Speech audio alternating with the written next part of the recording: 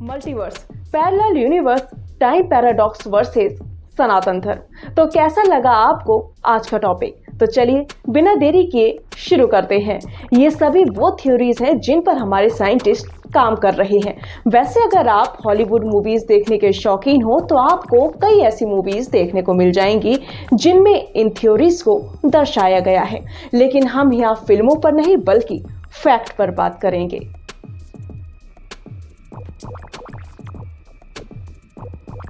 नमस्कार, मैं हूं मानसी और आज के एपिसोड में हम बात करेंगे मल्टीवर्स, पैरेलल यूनिवर्स और टाइम पैराडॉक्स की उस सच्चाई पर जिसको हमारे साइंटिस्ट खोजने में लगे हुए हैं और जो सनातन धर्म में हजारों साल पहले ही लिखे जा चुके हैं। क्या आप जानते हैं कि आज साइंटिस्ट जितना सनातन धर्म की गहराई में जा रहे हैं उतने ही सरप्राइज्ड होते जा रहे हैं।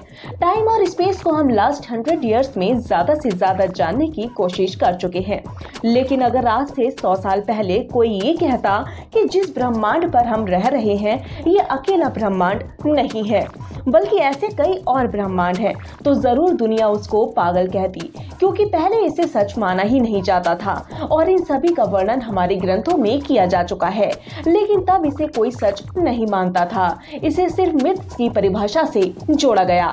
लेकिन अब जब साइंटिस्ट इस पर रिसर्च करने बैठे हैं तो हम सब ये मानने लगे हैं कि हाँ, मल्टीवर्स, पैरेलल यूनिवर्स और टाइम पैराडॉक्स चीजें वाकई एग्जिस्ट करती हैं और सनातन धर्म के ग्रंथ इसका बड़ा एग्जाम्पल है।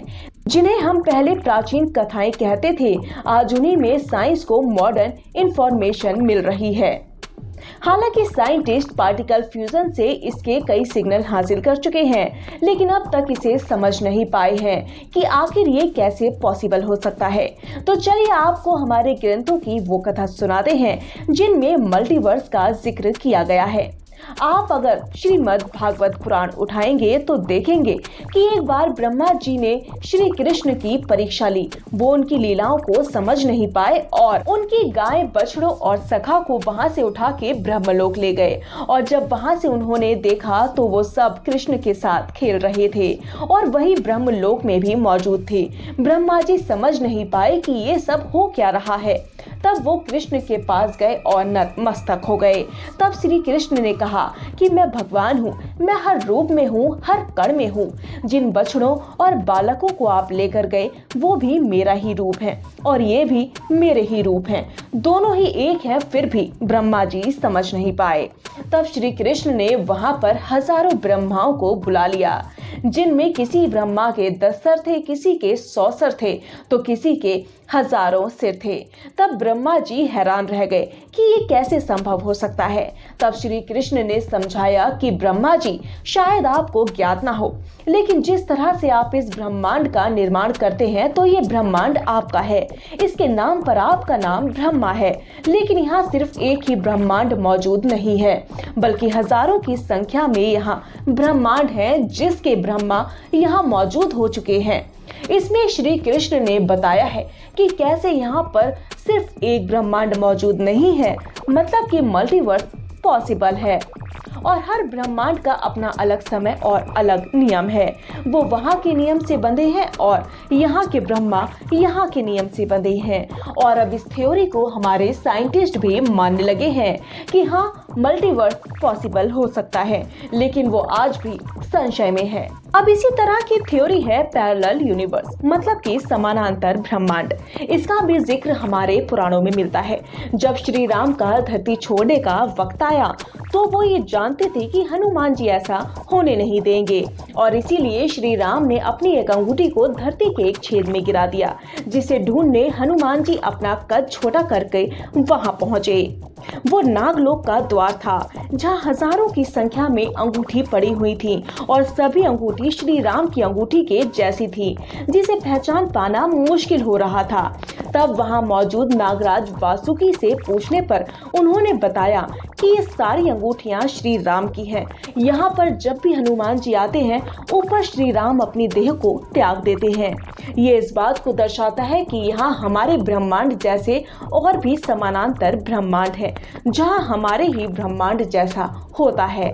अब बात करते हैं टाइम पैराडॉक्स की। इसका भी जिक्र हमारे ग्रंथों की कथाओं में मिलता है और वो ऐसे है कि एक बार सतयुग में एक राजा हुए जिनका नाम था कुकुदमी। उनकी एक बेटी थी रेवती। वो बहुत ही सुंदर थी और शक्तियों से भरी हुई थी क्योंकि वो दौर सतयुग का था। अब राजा को अपनी बेटी के लिए एक वर चाहिए था। उन्होंने पूरी पृथ्वी पर देखा लेकिन अपनी बेटी के योग्य उन्हें कोई ना मिला। तब उन्होंने सोचा कि क्यों ना ब्रह्मलोक जाकर ब्रह्मा जी के सामने ये बात रखी जाए और अपनी बेटी के लिए एक वर मांगा जाए। वो ब्रह्मलोक पहुंचे और ब्रह्मा जी के सामने अपनी बात रखी। तब ब्रह्मा जी ने कहा कि आप ब्रह्मलोक में हैं, जब तक आप यहाँ इंतजार कर रहे हैं और मुझसे बात कर रहे हैं तब तक पृथ्वी लोक पर एक बहुत लंबा समय बीत चुका होगा और जब तक आप वापस पहुंचेंगे तब तक वहां सदियां बीत चुकी होंगी। तो समझे आप, इनमें ये बताया गया है कि अलग लोक में समय की रफ्तार भी अलग होगी। इसी थ्योरी को एल्बर्ट आइंस्टाइन ने हमें बताया था कि अलग जगह पर समय की रफ्तार अलग ही होगी। लेकिन आज साइंटिस्ट इसे मानते ही नहीं बल्कि साबित भी कर सकते हैं कि रोशनी की रफ्तार के करीब पहुंचकर समय धीमा होने लगता है और हमारे ग्रंथों में भी इसका जिक्र कई बार मिलता है। यहाँ ब्रह्मलोक और धरती लोक का समय अलग है। ब्रह्मलोक के कुछ क्षण धरती लोक के सालों के बराबर होते हैं। ये तो वो कुछ थ्योरीज हैं जिसे अब विज्ञान समझने लगा है, लेकिन अब भी कई थ्योरीज ऐसी हैं जिसमें विज्ञान अपनी पहुंच से बाहर है, जिन्हें हम प्राचीन धर्म ग्रंथ कहते हैं। असल में वो आधुनिक विज्ञान का सोर्स है जिसे गहराई से समझने की जरूरत है।